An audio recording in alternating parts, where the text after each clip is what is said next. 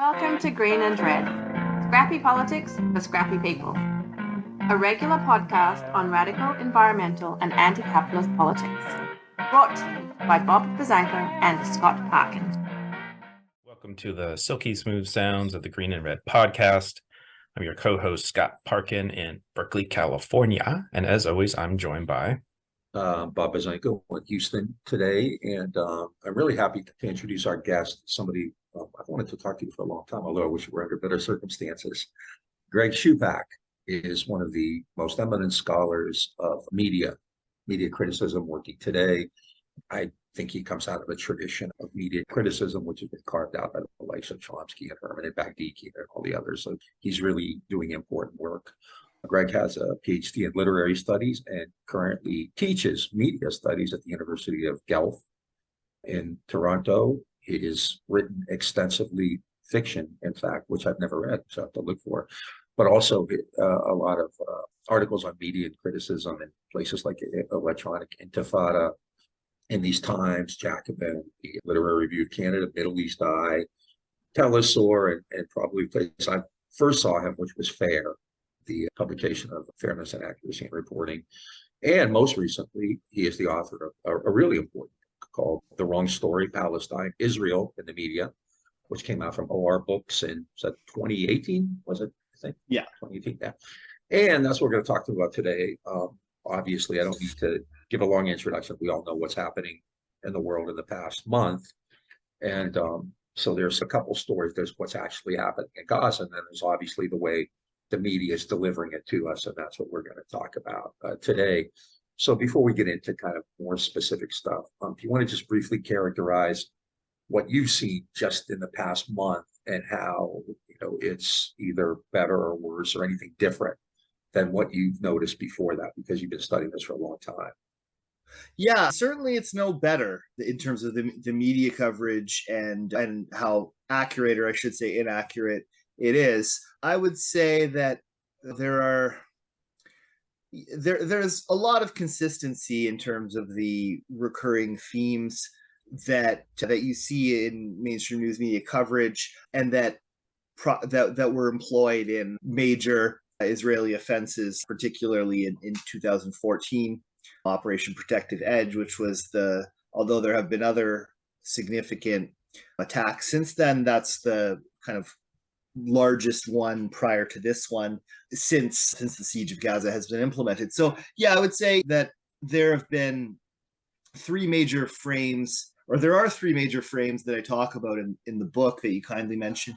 And I think that those are still there. And there are other relevant paradigms that I can talk about as well. But the three that I focus on there and in that book, and that I still continue to see, are first of all, the suggestion, and this is really ubiquitous, the idea that the violence in Palestine should be understood in terms of Israel supposedly acting defensively. Just to take the most recent example I could think of, the New York Times' editorial from a couple days ago, where they endorse the so-called humanitarian pause. They begin that with most of the first paragraph laying out the justification for Israel's so-called defensive actions against Gaza. And I say so-called for the reason that I'm sure a lot of your listeners and viewers will be familiar with, which is that the violence didn't start on October 7th. This is, again, something I'm sure your audience is quite familiar with.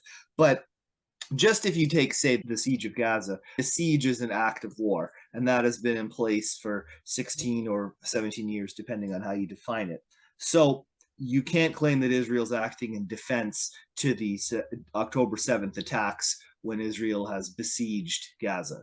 That alone kind of debunks this framework, this notion that self-defense justifies what Israel has done in the last just under a month. Unprovoked is the word I kept seeing at the very beginning. That too. Yeah, that's a variation on it as well. And that's an earlier New York Times editorial, the first one that they did following the Palestinian operations in Gaza and the subsequent Israeli bombardment and tightening of the siege, the Times said that the Palestinian militants attacked, quote, without immediate provocation. So they use the word immediate because I suppose they at least are aware that you can easily say, of course they were provoked. They're the 80-ish% of the people in Gaza are refugees because Israel made them refugees principally during the 1947-48 Nakba and has refused to let them return to their homes, which again, of course, just debunks the self-defense framework whole scale. But if you want to take that term immediate as a qualifier and think that through for a moment, the siege is an omnipresent provocation, right? It's the case that right up until the tightening of it, or sort of, in other words, prior to the tightening of it, there was no water available for no clean water, available for 95% of people in Gaza before the tightening of the siege. That's according to UNRWA. And UNRWA went on to say also that power outages, and I quote, severely impacted the availability of essential services, particularly healthcare, end quote. So that's what was going on right up until the moment of the October 7th Palestinian attacks.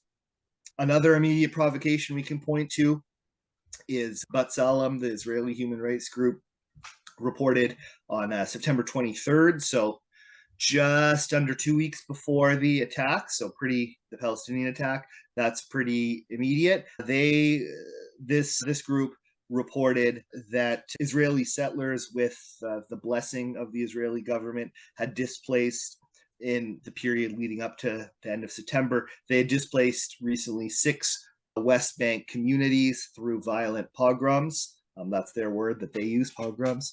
Israel had also bombed Gaza for 7 days in late September.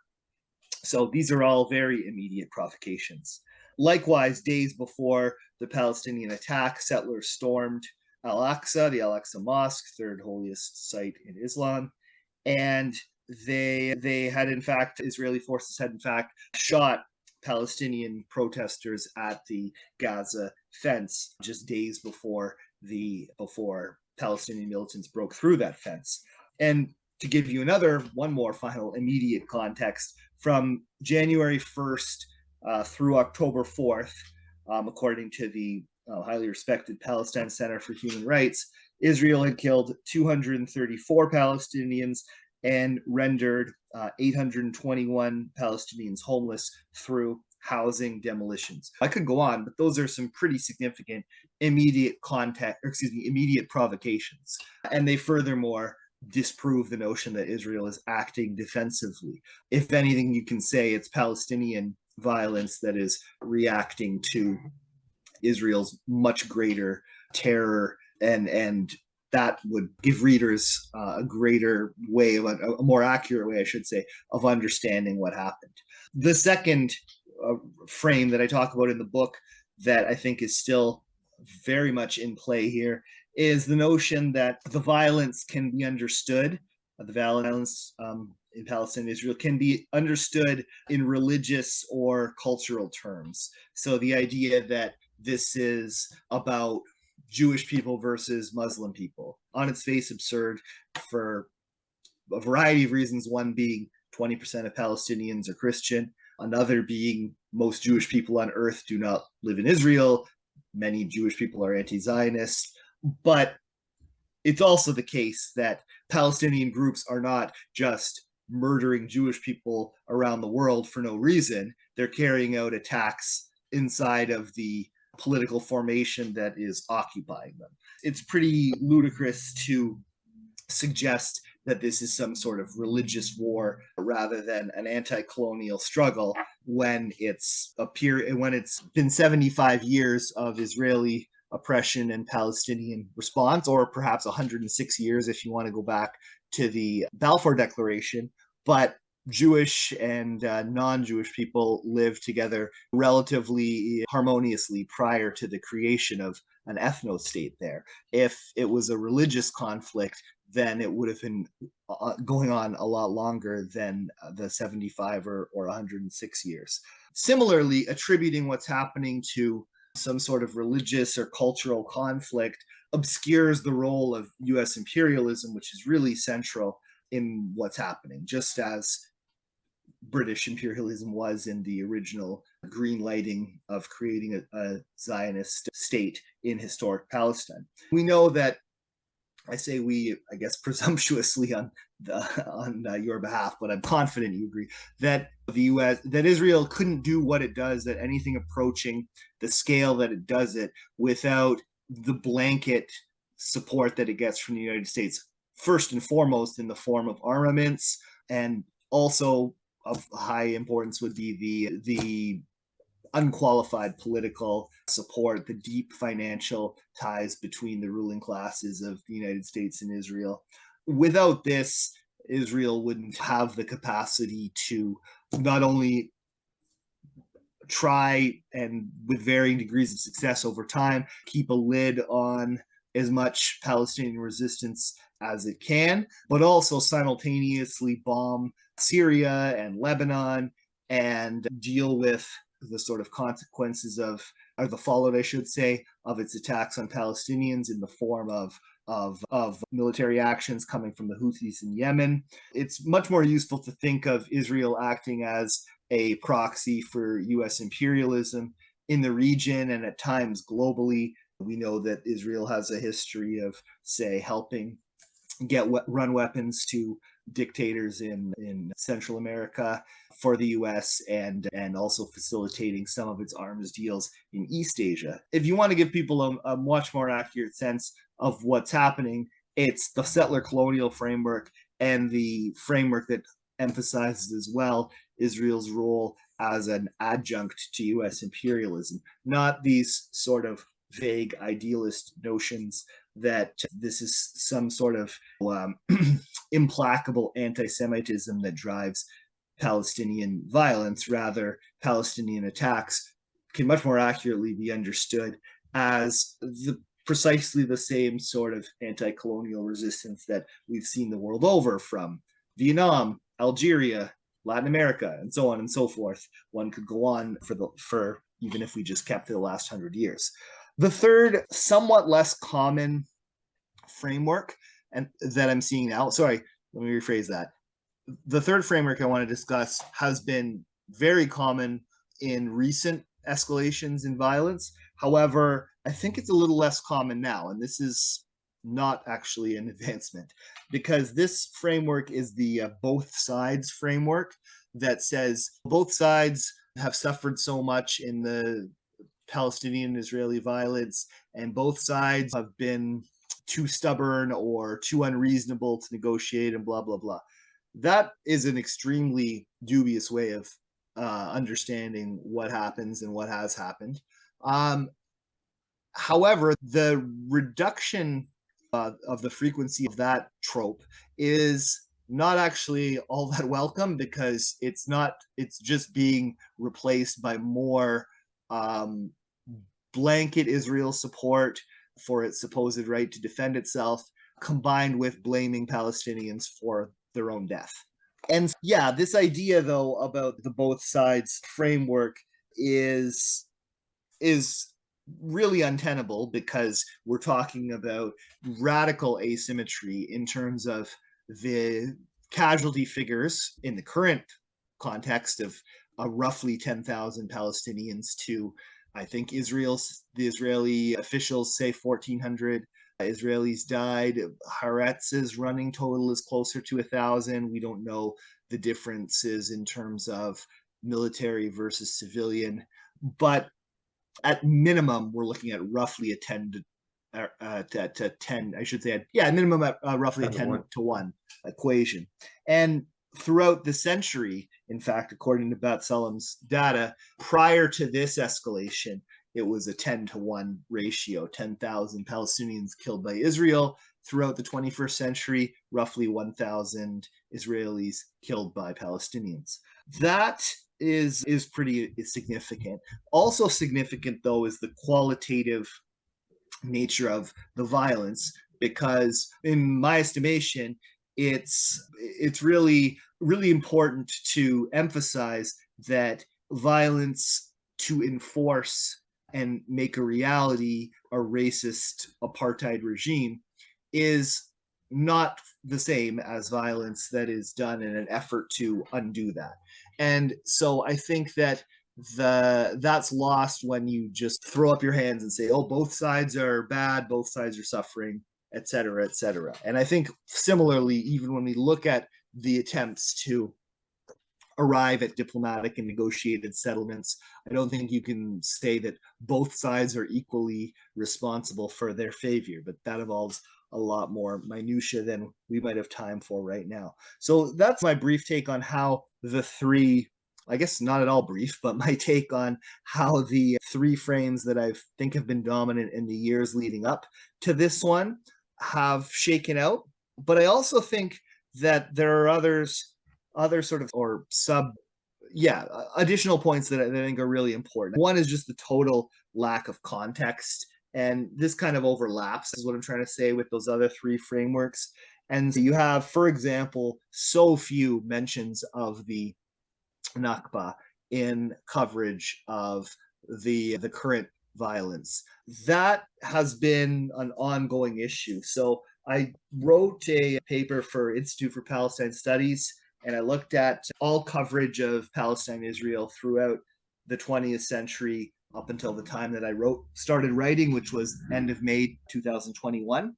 And so from January 1st, 2000 up until May 29th, 2021, 0.6% of articles that contain both the words Israel and Palestine, or variations on them like Palestinians or Israelis, 0.6% of the articles that contain both of those words also contain the word Nakba, which is really the touchstone event for shaping the entire issue. There's no solution to Palestine-Israel that doesn't involve some sort of just resolution for the refugees that were created by 1948. And yet this vital context is the overwhelming majority of the time not mentioned. When it is mentioned, there are often actually, it's often done in such a way as to either airbrush what happened in 1948 or frankly lie about it. Likewise, or another ridiculous recurring approach that we see is saying Palestinians need to let it go and move on and not be so stubborn about their people languishing in refugee camps for 75 years. So that trend of leaving the Nakba out of coverage is very much present right now. And that's really key, because not only does it shape how one can understand the inciting incidents, if you want to call them that, for this escalation, the October 7th Palestinian attacks. I say that the refugee issue is key there because, as we've said, 80% of the residents of Gaza are refugees, and the attacks were carried out in the very places that a lot of people in Gaza were displaced from by the creation of Israel. But it's also important, this refusal to talk about the Nakba is also important because I think that public attitudes towards what happens in Palestine can be significantly shaped by the extent to which they understand that the people Israel is bombing are refugees by and large. And that really, I think, highlights the barbarism of the violence, that it would be bad against anybody. It's that much worse when you're bombing refugee camps that are refugees because you made them refugees and won't let them come back and stop being refugees. And so I think that unwillingness, that refusal to talk about the refugee status of so many people in Gaza really distorts public perception. So those are a few of my sort of observations about what I've been seeing thus far. There's more to say, but I've probably gone 20-ish minutes without much pause. One question I have, thinking about media institutions, particularly US and European institutions, and this is just like purely anecdotal, but when I look at my social media feed, it's a lot of like pro-Palestine, free Palestine posts, which are getting like lots of attention and views according to what it says. There's also increasingly a lot of images of the death and destruction that's happening in Gaza. And I'm wondering, there's this sort of like official kind of corporate media narrative or whatever you want to call it. But then we're also seeing increasingly like this more like DIY social media, like interpretation of things. And we're seeing lots of people out in the streets. Here in San Francisco this weekend, 50,000 people marched, 300,000 marched in DC.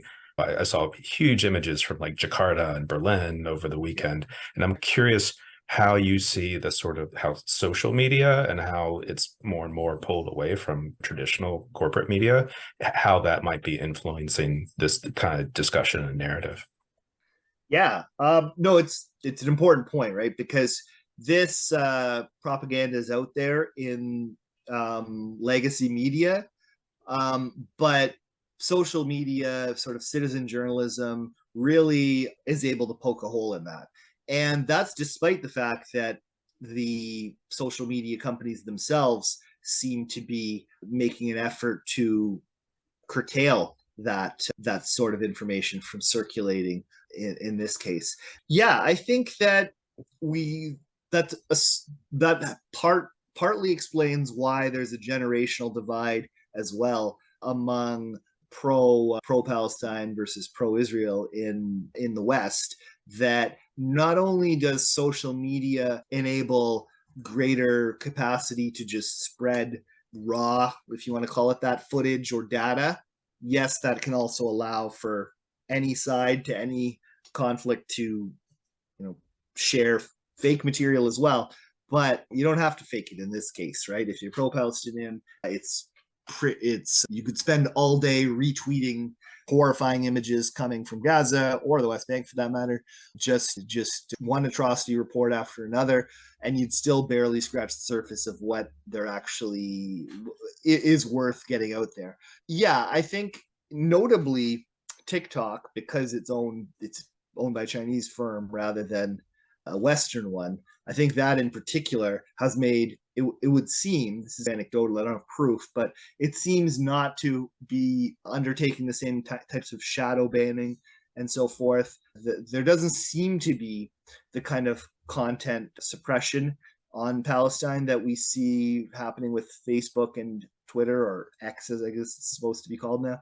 And so I do think that stuff is a significant part of shaping why younger people in particular are able to just see an unvarnished reality from Palestine, or a less varnished reality, I should say. Media is always a mediator, so it's never perfect. But when I can liken it to the issue of policing in the United States, where I think that having cell phone footage of one sort of police murder of an unarmed Black person after another, that made it harder for middle of the road white liberals to say, oh, I'm not sure. Yeah, racism is a problem, but I don't know if I can believe all of these claims about unprovoked police violence. It became pretty much impossible to deny that in recent years, unless you're really fanatically right-wing on the question. And I think the same kind of dynamic is playing out with Palestine to some extent, that it's harder to dehumanize Palestinians when there's a person's feed. It can be filled with pictures of dead Palestinian children, of grieving Palestinian parents, siblings, aunts, uncles, grandparents, and so forth, of dead bodies. It's really loosened the gate as far as the gatekeeping role that the New York Times or Wall Street Journal or whomever has played and would like to still play.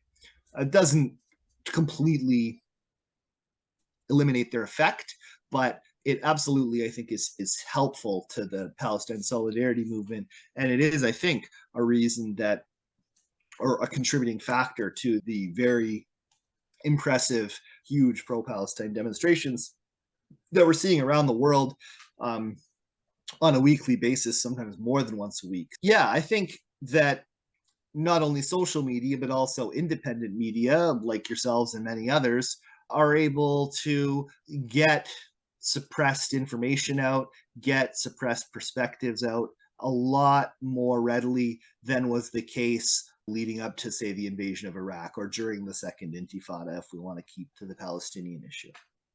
From the very beginning, I think we've seen a lot of media behavior that's almost out of a playbook, right? The initial reports, it's an unprovoked attack, 1,400 killed. We now have seen those numbers fluctuate. And we have credible reports, which I think have gotten very little attention from Israelis, that it was actually IDF killing people as well. Then, of course, the babies being beheaded, which was Germans with bayonets and pulling babies out of incubators. The hospital bombing, which Biden in the media immediately said, oh, no, that was Hamas. And everybody ran with it. There's no verification of any of that, right? But it doesn't really, in a sense, it doesn't matter, right? You throw that allegation out there and then you don't even have to pursue it because it's already, like, how do you combat that other than maybe, like what Scott said, social media, which I think has done a good job, but it's still not the same. And you still see these things being articulated. So is it this kind of, let me phrase this a different way, sorry about that. Is this kind of an active attempt to avoid dealing with what Israel's done? Or is it more like just ignoring? Like, on one hand, you have these kind of allegations of how bad Hamas is, right? They're beheading people and they're bombing hospitals and all this. On the other hand, you have what we know, Israel is bombing refugee camps and hospitals and things like that, right? Are these conscious efforts by the media to address both of these things? On one hand, to play up stuff that Hamas may or may not have done, doesn't really matter whether you have evidence of it. On the other hand, to specifically ignore or not report on things that Israel has done. I would say that, conscious is a tough thing to parse and to prove also, but at some level, every piece that's written in the press has an editor. Every video that makes it into the press has an editor. Every nightly news has a producer who decides what gets in and what gets out. So these are conscious choices. What the guiding principles are, I think, varies, whether that's fear of getting backlash from people that are pro-Israel or fear of getting access cut off to people in the halls of power in the United States, who even just by limiting journalists' access to the White House or other halls of power, that can be a way of disciplining mainstream news media. We've seen CNN has agreed to embed with the IDF and operate under IDF air cover in exchange for giving the IDF approval over all of the content that it generates out of there, which raises the question of what's the point of even doing that, because it's not journalism at that stage. Yeah, I think that we can think back to, you mentioned Chomsky and Herman, and there's been other scholars too who have done good work on this, that the institutional kind of arrangements in commercial media and state media are designed in such a way that this is inevitably the outcome, right? That if America or one of its allies, in the case of Israel, such a close ally that it might as well be a part of America, is committing major crimes against humanity on a daily basis, that because we have commercial media outlets that are embedded within capitalism, and specifically with sectors of capitalism that make money off of war directly or off of U.S. imperial hegemony around the world, it really shouldn't surprise us that we end up with these particular types of distortions where there's a major amplification of crimes that are attributed to the adversaries of the U.S. and its close allies, and a real concerted downplaying of atrocities carried out by America and its partners. So I think it's a confluence of institutional factors, but I would attribute it to primarily, or at least more than anything else, to this profit motive that shapes commercial media. I think that when you have challengers to any crucial node in the U.S. empire, whether that's the Palestinians, who are resisting America's most important ally in the Middle East and maybe the world, whether that's Palestinians or Cubans resisting America's counter-revolutionary efforts, or some other potential great power like Russia or China. Anyone who is in any way a significant threat to the U.S.-dominated world system, or even a relatively small chunk of it, in the case of somewhere like Cuba, there's too much financially and politically at stake for mainstream media to, in totality, do anything other than demonize those challengers and exculpate the U.S. and its closest partners. That doesn't mean there's no criticism of, say, Israel or of American actions around the world, but it does mean that on balance, those are muted and few and far between as compared to the other approach. And the extremes to which you're allowed to go if you're a supporter of Israel are so much further than a Palestinian or a pro-Palestinian who can occasionally sneak a piece into the Washington Post or New York Times, where you can make a humanitarian case for the most egregious acts of Israel, but it's very hard to, especially at moments of where the pitch of the Palestinian question has gotten louder. It's quite difficult to make the case for full Palestinian liberation. You can at best usually just make humanitarian pleas. Whereas if you're Bret Stephens or Max Boot or the Wall Street Journal editorial board, you can openly advocate pretty much the whole-scale slaughter of Palestinians and throw in a sort of perfunctory, oh yeah, and by the way, all the civilians who die are Hamas's fault anyway. The boundaries for what you can say in support of the status quo are so much further out than what you can say if you're lucky enough to get a sort of bit of space in mainstream media offering a dissident point of view. Hey folks, you're listening to Greg Shupak and we're talking about Palestine, Israel, and the media on the Green and Red podcast. Just want to appreciate this conversation, and I appreciate that you're here talking with us, Greg. Some of this actually takes me back a little bit to 2003, thinking about shock and awe and the embedding of reporters and the media complicity and the invasion of Iraq. One thing that I've been thinking about is similar. Also, I feel like this also happened in 2003 with the Iraq invasion, is that we also have independent media journalists, which aren't necessarily wed to some of these legacy Western media outlets, and the Arab media, it's independent media. But we're also seeing those journalists being targeted by the Israeli war machine. I think something like 36 journalists have been killed now in the last month. Like, families of journalists are being wiped out. And I'm just wondering if you could speak a little bit to the what seems to be intentional targeting of like media, which is reporting more truth than propaganda. Yeah, it's part of a long tradition of Israeli violence to kill and injure Palestinian journalists or other Arab journalists. We saw this during, for example, the 2018 Great March of Return, where among the thousands of unarmed protesters that Israel was shooting at the time, they also targeted journalists. I think it's useful, and certainly, and also, of course, Shireen Abu Akleh last year being murdered by Israel.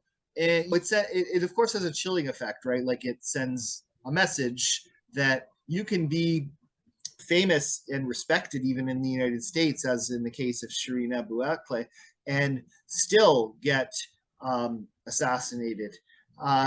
It really has to make journalists think twice, at least, even though many of them bravely are there still reporting, when you see that people are losing their families for the work that they're doing.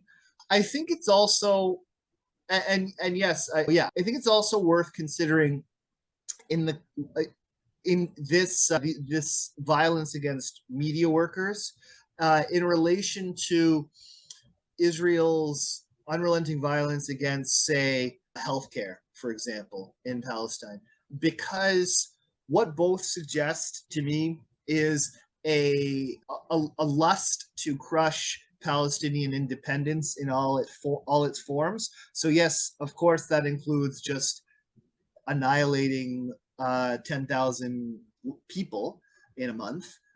It also includes, of course, flattening people's houses so that they have nowhere to live, or their refugee camps so they have nowhere to live, and taking away vital resources like food and water.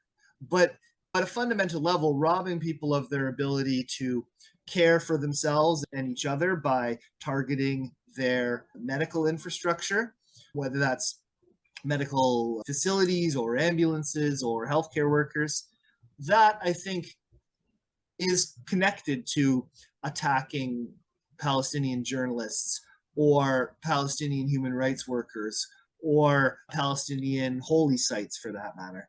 Because what you're doing is saying any sign of self-governance, self-rule, any capacity for Palestinians to engage in social reproduction, that is going to be met with just sheer brute force. And Israel is going to go to great lengths to snuff it out.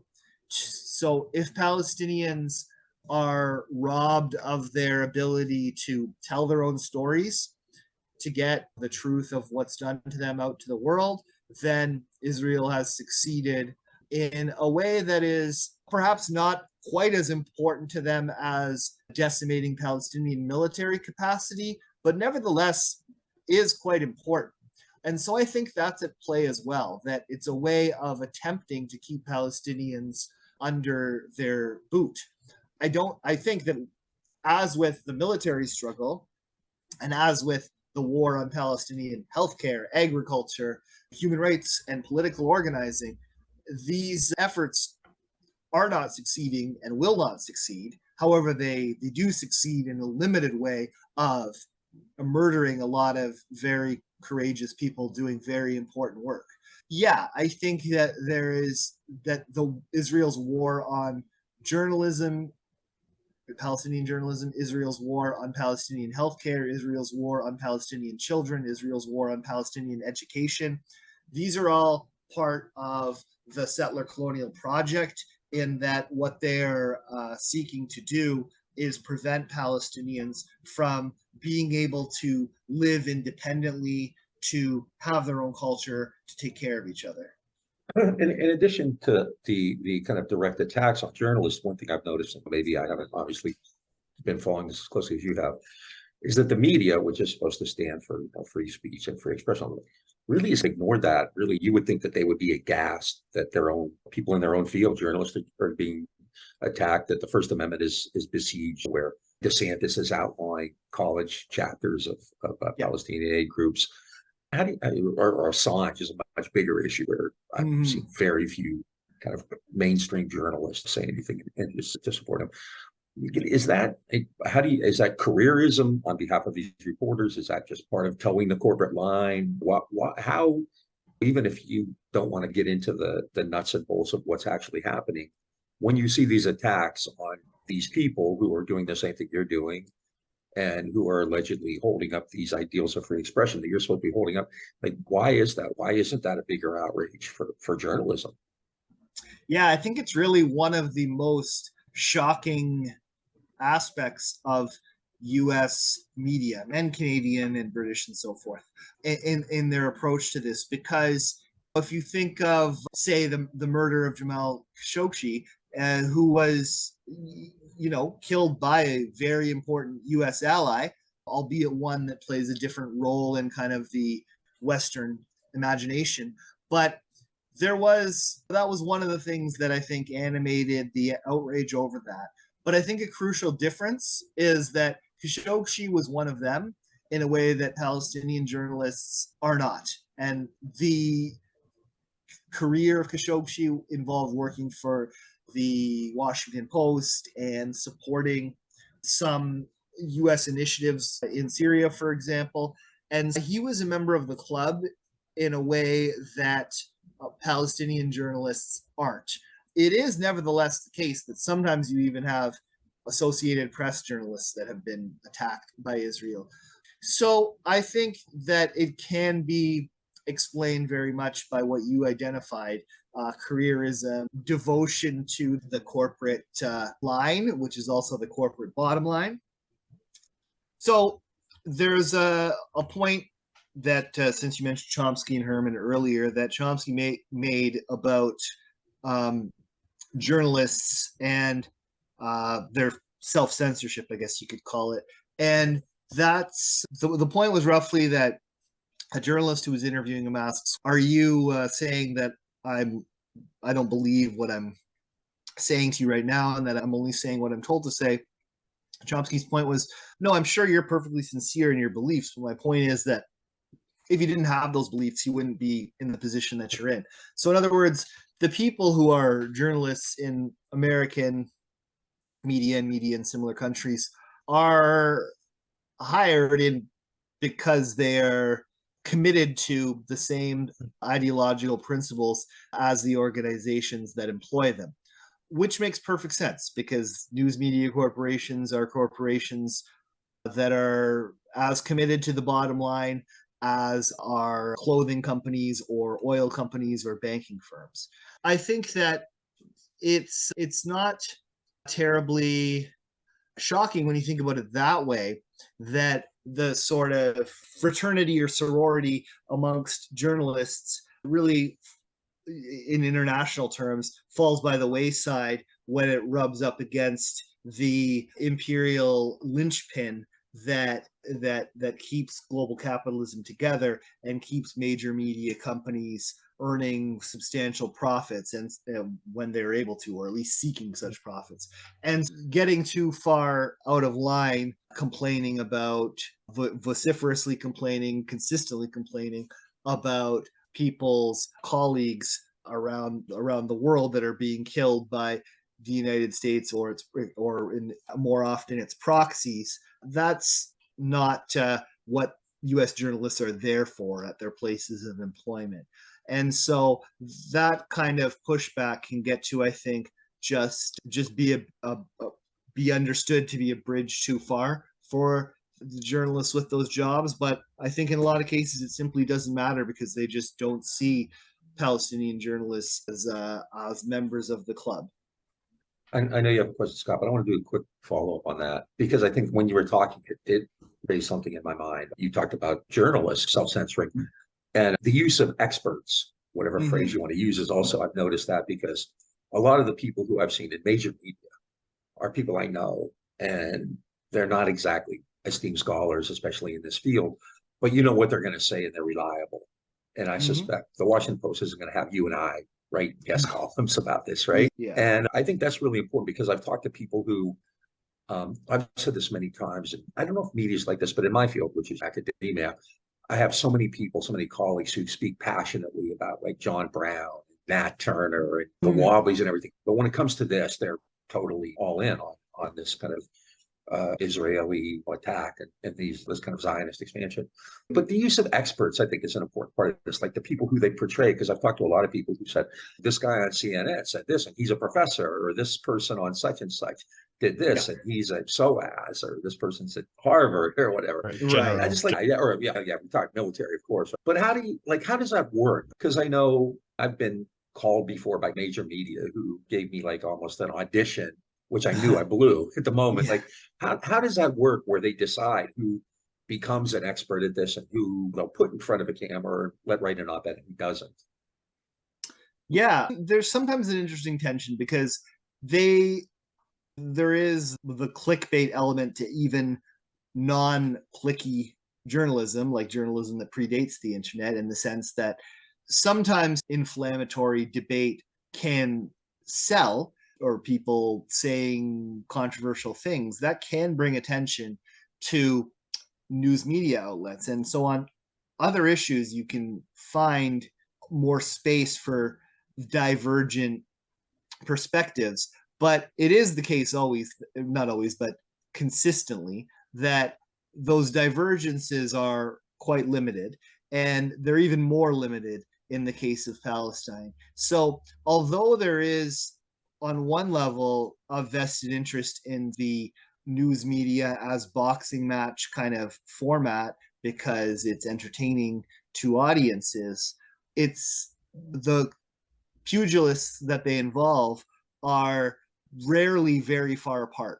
And I think that the selection of experts is done transactionally, in part with those experts or so-called experts themselves a lot of the time, that, you know, people's egos benefit from being on TV or in major newspapers. Certainly that can help boost their book sales or feed into other speaking gigs where they can get paid and so on.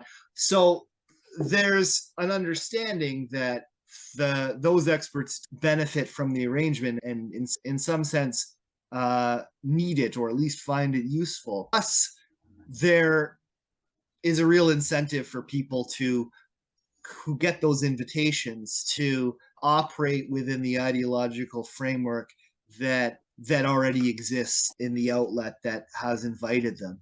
And there is an appetite for controversy and conflict in news media. It has to be done within certain limits. And those limits are set by the same basic, I think, institutional arrangements that set what narrative framing is applied in news columns or opinion columns or news reports.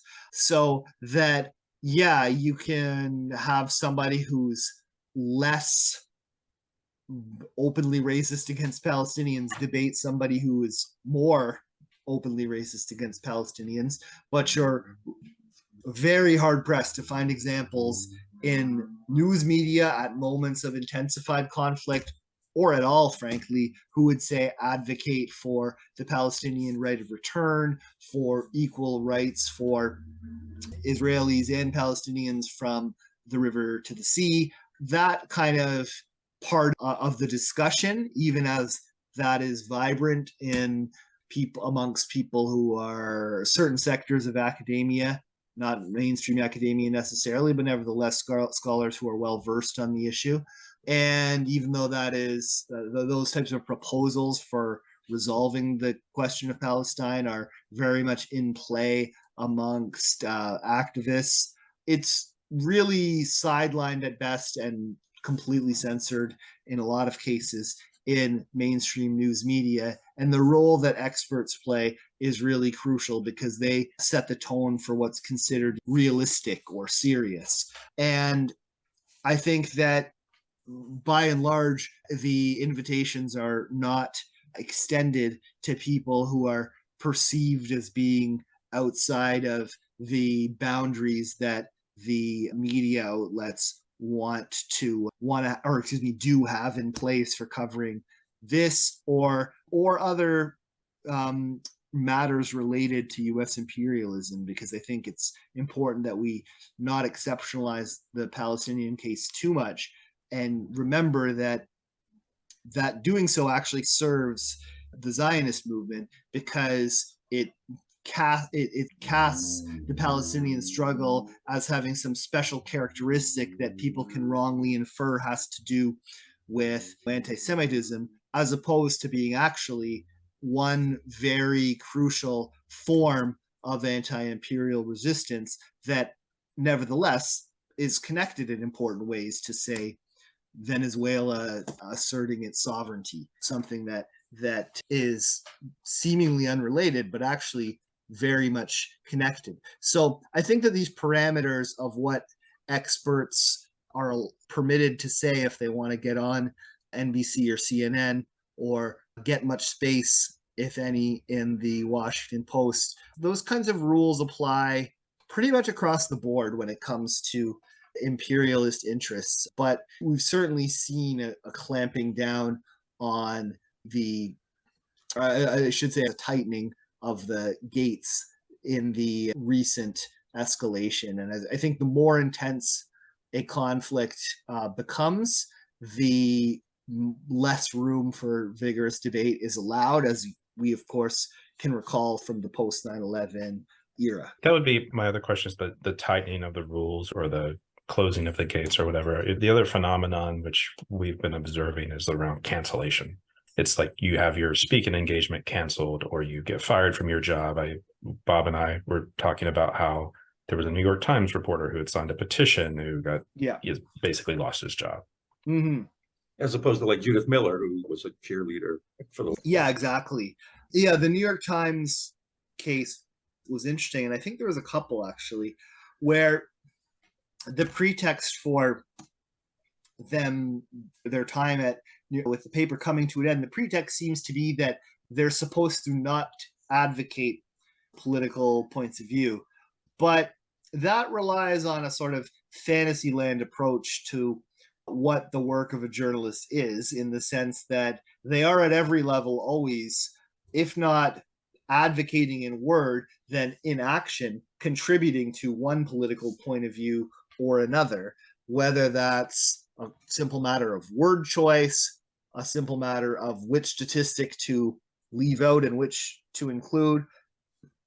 Every one of these decisions is profoundly political, and thus quite disingenuous to purge or drive out members of media firms, or excuse me, members of the media for taking explicit points of view, explicit political points of view, because that's what they're doing all the time when they do their work.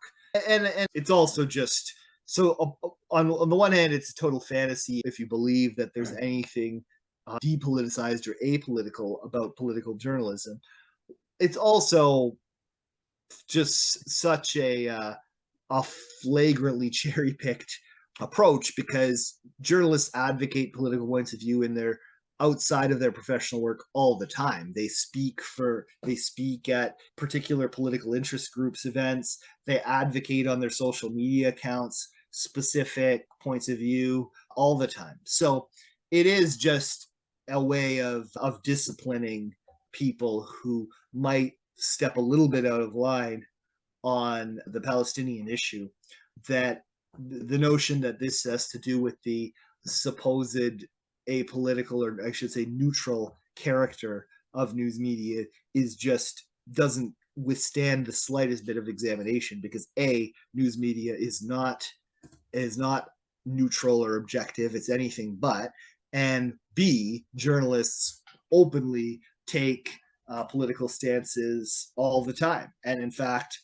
a lot of what is published or broadcast in news media is editorial content. So it's totally untenable to pretend that somehow this is a betrayal of the professional duty of a journalist. It's just the equivalent in news media of what we see in academia, in literature, in music, where people who are pro-Palestine or even moderately critical of Israel are getting made an example of and browbeaten in hopes that they can be silenced.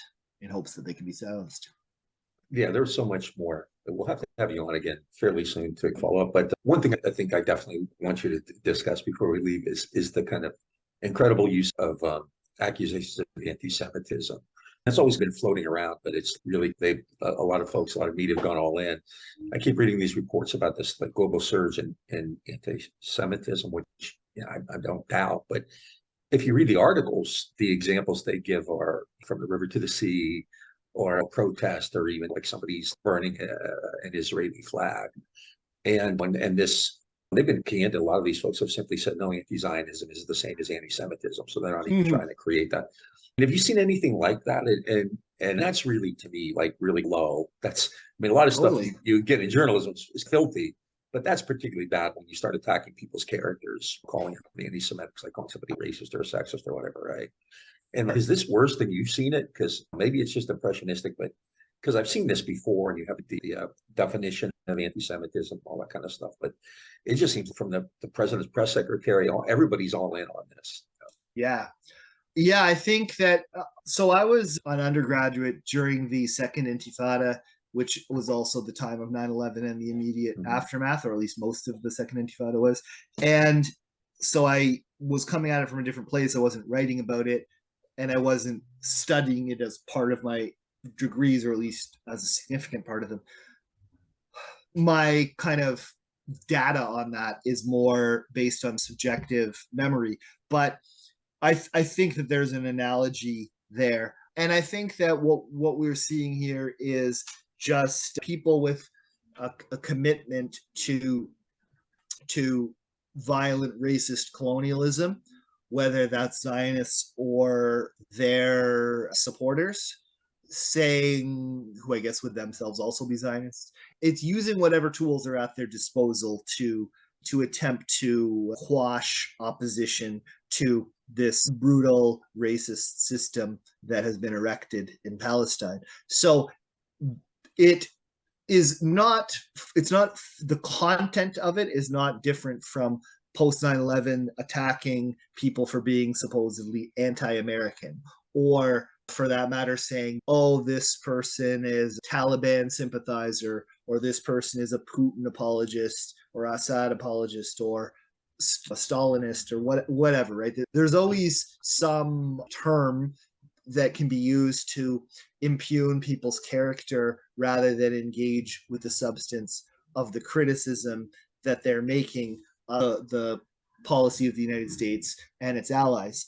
And the thing about anti-Semitism is, you can just laugh at somebody claiming, oh, you're anti-American because you don't think America should invade Iraq and lead to the death of perhaps 1 million people. That's just, especially if you don't live in America. But I would think even amongst a lot of Americans I know, and first or second hand, it's that kind of accusation just doesn't even strike a chord for a lot of people who are accused of it, because it's meaningless in a way, right? Like, being called an anti-Semite though is, I think that hurts, because being an anti-Semite is a real and horrendous thing that a person, that of course people are, and the history and indeed sometimes the present of it is so ugly that it is something that I think hurts, right? And that would understandably people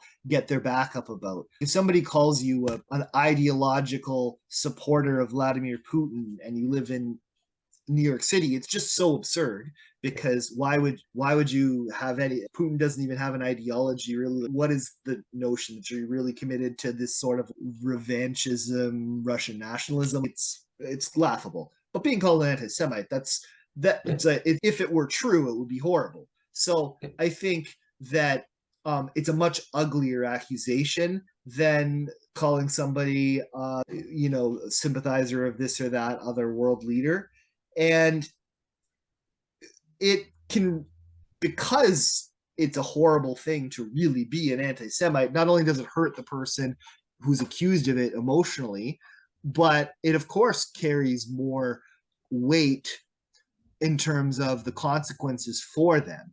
Because I feel like if somebody's employer is told right now, oh, this person is an Assadist, they're going to say, what is that? Why should I care? Whereas, understandably, a lot of employers won't want to hire an anti-Semite. And so there should be consequences for being an anti-Semite, and sometimes there are. And so being falsely labeled one, it can have real material damages. It is also particularly grotesque because it is defaming the victims of the Holocaust and other examples of barbarous anti-Semitism in Tsarist Russia or the West, other parts of the West. It's really sick from that standpoint as well. And it's frankly pretty easy to refute the Zionism equals anti-Semitism allegation, because you had a letter recently signed by 300 Holocaust survivors condemning what Israel's doing. You have innumerable anti-Zionist organizations, or at least innumerable anti-Zionist Jewish organizations, full Jewish organizations that are at least pro-Palestinian to some extent or another.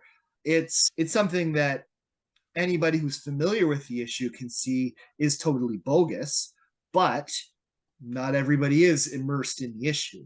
And so the effect of calling someone an anti-Semite, even if the allegation doesn't get critically accepted, uncritically accepted, it nevertheless can really just muddy the waters and make people confused and nervous. So do I want to associate with somebody that is considered an anti-Semite? And so I think it's really, it's because of the horror that anti-Semitism has actually produced and still does produce in no shortage of instances, that completely disingenuous allegation has quite often a real effect in a way that other smears of the sort often don't, or of a parallel sort often don't. So it's a very valuable tool for supporters of US imperialism and Israeli colonialism in Palestine. Scott, how are we doing on time? Do you have a? We're probably getting to the end of our time, but if you Okay, have why don't we just? why don't you go with a final question, Bob? Yeah, one thing that Scott and I have talked a lot about, I've noticed, is that even in left media, you see a lot of stuff that on other issues, left media, I think, is generally better than they are in this one. And I wanted to hear something. I'm thinking specifically about the article that The Nation published by Morris Isserman. I'm leaving DSA because it's anti-Semitic, and I saw a piece in The Atlantic is more liberal than left, but I saw a piece yesterday saying you should never talk about decolonization. And it does seem to me that on this issue, at least, left media is not nearly as sharp in its critique as it often would be. And I just wondered if you've seen that and what you think about. I realize The Nation wants to make this commitment to both sides or whatever, but to me, that Isserman piece was libelous. And yes, I just wondered if you've seen even left media has been kind of deficient throughout the last month or so on this. Yeah, I think there have certainly been some weaknesses for sure, depending on how one defines left media. There was a lot of the witch hunting for Hamas support as well in the initial days following October 7th. I think in places like Dissent, which is I had a long history of that type of approach, and maybe a piece or two in the New Republic, although I don't remember specifically, so maybe I shouldn't accuse them of that. So I'll withdraw that. But yeah, it's a problem for sure that, again, I think we see is worse on Palestine, but also not totally absent when it comes to, or even close to totally absent when it comes to other issues of the US's role in the world, where a lot of left outlets, and I think The Atlantic is just pretty openly, pro US empire. They were occasionally run a reasonable critical piece or something, but I think that on a lot of left or left liberal publications, you do get hesitance about sort of some of those labels that I was discussing earlier, right? We got to sort of make sure that we're not going to seem pro-Putin or something to that effect, right? And that can water down criticism of, say, NATO expansion or the kind of US approach to, or I should say NATO approach to just arming Ukraine and encouraging them to keep on fighting into sort of a bloodbath that just keeps on going and seems unlikely to have any different result if a negotiated settlement was reached 1 month into the war versus now versus 6 years from now. So the point is, I do think that there's a lot of hesitance from left or left liberal media about crossing certain lines, or being accused, I should say, of crossing certain lines that would rob them of their respectability within American culture and in particular, and culture and politics, and in particular that might hinder their capacity to win or contribute to winning gains on important domestic issues. And so I think that sometimes the left, not only in America or Canada, but in other sort of global north countries, has both ideologically in its journalistic or scholarly output, been at times willing to go along with certain elements of imperialism in exchange for a little bit of more space for advocating for domestic issues. And I'm not diminishing the importance of those domestic issues, but what I am suggesting is that I don't think it is politically or ethically defensible to tread lightly on criticizing Israel or on US policy towards Cuba or Iran or Venezuela or countries in East Asia, in exchange for having a better shot at getting a little bit more social welfare at home. So I think that's part of the tightrope that a lot of these kind of left and left liberal outlets are walking, is they're trying to not give ammunition to those who are seeking pretexts to write them off so that they can say forever, who cares what these people say about Medicare for all? They're the pro-Hamas or they're Castro apologists or something, right? And I think that it's frankly my point of view or would be that it's best to just not give an inch on it and be honest about the costs of US imperialism, first and foremost for the populations that are subjected to it, and secondarily because I don't think it ultimately results in better conditions of living in Western capitalist countries for the majority of the population to maybe enjoy some imperial surplus, but at the cost of being the kind of working class in an empire. I think that supporting liberation globally is one of the best things that the domestic populations in imperial countries can do for their own long-term interests. And I think that when left and liberal publications turn down the volume on honest, rigorous criticism of US imperialism, whether that's through Israel or in other contexts, I think that in the long run is not helping the prospects of the US left. I think Scott has a final question. I just want to thank you. And finish. No, I was just going to say that kind of one, maybe there's a silver lining in this, is that but the polling I've seen shows that Americans are split 50-50 on this.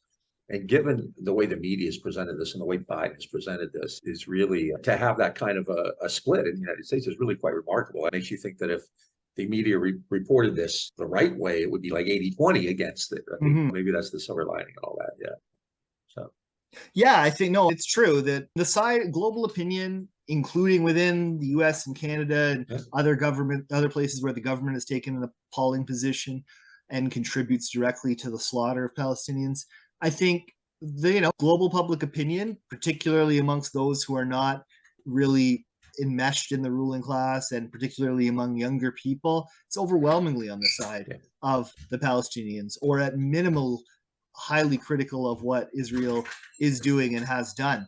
And so I think that's all the credit to the work that people do in independent media and the work that Palestine Solidarity has been doing for a very long time in elevating consciousness on this issue, so that when things are seemingly at what is often inaccurately called so-called quiet, it's not quiet for Palestinians living under siege or as second-class citizens or in exile, but at those times when the whole world isn't seemingly in a frenzy over what's happening in Palestine, the groundwork can be laid and has been laid for being in a position that is of much greater strength for pushing back on Israel and the US's claims than was evident in years past. And it's not yet translating into major shifts in policy, but the groundswell is real and it's there. And in the long term, it will have an effect, I'm confident, and hopefully sooner rather than later. Certainly if this momentum continues, I think it will be possible to at least roll back the most egregious forms of violence and repression that we've seen this last month. I think we'll wrap it there. This has been a great conversation, and we definitely want to have you back to talk more about media and Israel and Palestine and probably other topics as well. Folks, Great. we've been talking with Professor Greg Shupak, Professor of Media Studies at the University of Guelph in Toronto. If you like what you're hearing, check us out on Facebook, Instagram, Twitter. If you're watching this on YouTube, hit that subscribe button. If you're listening to us on an audio platform, give us a rate and review. And if you really like us, check us out and make a donation at greenredpodcast.org and hit the support button, or become a patron at patreon.com/green red podcast. And Professor Shupak, it's been great talking with you today.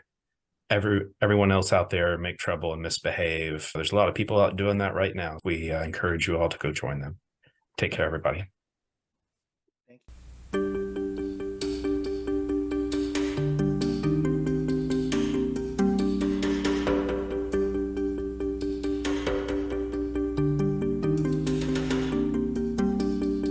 I've been waiting for something to happen, for a week or a month or a year, with the blood and the ink of the headlines and the sound of the crowd in my ear. You might ask what it takes to remember, when you know that you've seen it before, where a government lies to a people and a country is drifting to war. And there's a shadow on the faces of the men who sent the guns to the wars that are fought in places where their business interest runs. On the radio, talk shows, and the TV, you hear one thing again and again, how the USA stands for freedom, and we come to the aid of a friend. But who are the ones that we call our friends? These governments killing their own, or the people who finally can't take anymore, and they pick up a gun or a brick or a stone, and there are lives in the balance